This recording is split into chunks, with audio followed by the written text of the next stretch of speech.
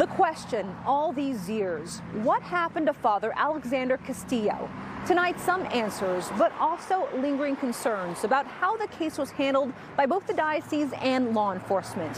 And we reveal a letter by the priest himself that has never been made public until now.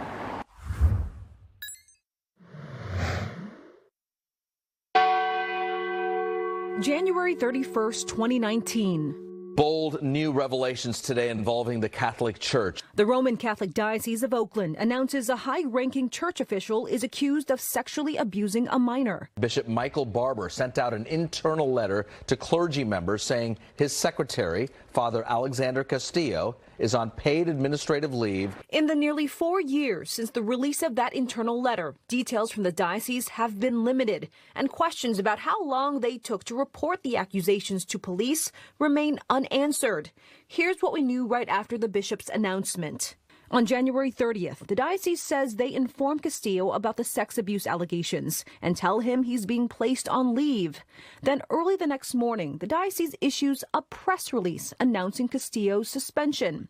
Police say after that press release, another 5 hours would go by before the diocese first notified them about Castillo's alleged abuse, even though clergy members are considered mandated reporters, required by law to immediately or as soon as possible report potential child abuse to police or child welfare authorities. Survivor advocates say they're outraged. It's really suspicious, and they're not telling us where the allegation came from. Then, less than a month later, according to the diocese, Castillo seems to vanish. The church files a missing persons report with Oakland police. Another week goes by before Oakland police tell church officials that Castillo, a native of Costa Rica, has been located somewhere outside the country. And that's where information dries up. Castillo is never indicted or charged with a crime. Bishop Barber never reveals the findings of the diocese's internal investigation. And according to the diocese, they haven't been able to reach the priest since he left the country. No, I don't like the way they've handled it at all. Tim Steer is a former priest from the Diocese of Oakland and one of its biggest critics. The Castillo case and the church's handling of other sex abuse scandals are on a long list of issues Steer has with the diocese and its bishop. They've never been fully transparent about it. When the Castillo story first broke, Steer did some investigating of his own and got his hands on this letter that he says began circulating around the diocese. It's never been published until now. This is Castillo's email letter that he sent to a few priest friends. Steer says Castillo's letter was sent to him by a priest we're not naming who works inside the diocese. And he's expressing his absolute desolation. The diocese and police never answered our questions about the letter or its authenticity, and we've never been able to contact Castillo after the initial accusation or since.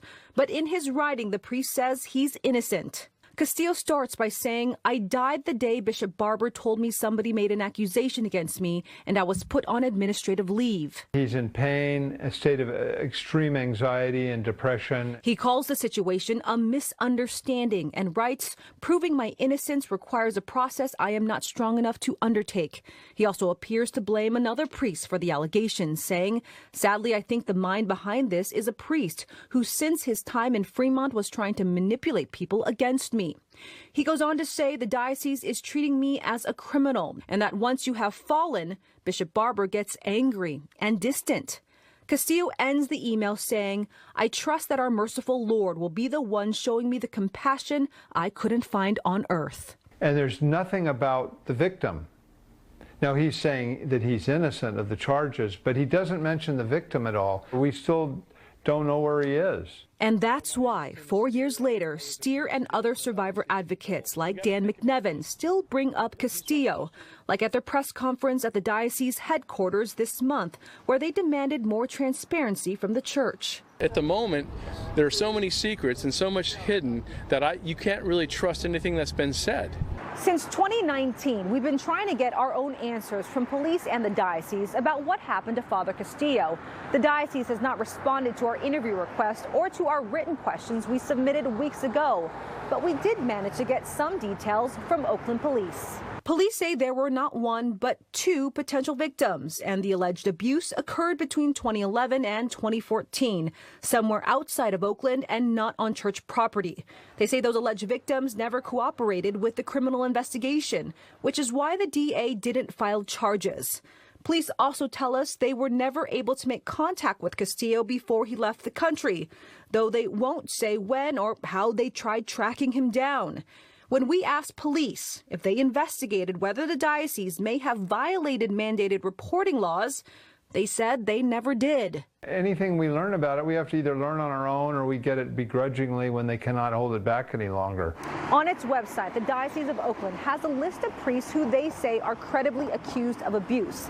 Castillo isn't on it, and after our repeated requests, the diocese won't explain why. Advocates believe Castillo should be on that list, along with more than 100 other priests, some of whom are still active. With the investigative unit, Candice Nguyen, NBC Bay Area News. Candice, thank you. And if you have a story for our investigative unit, call 888-996-TIPS, or you could visit our website, nbcbayarea.com/investigations.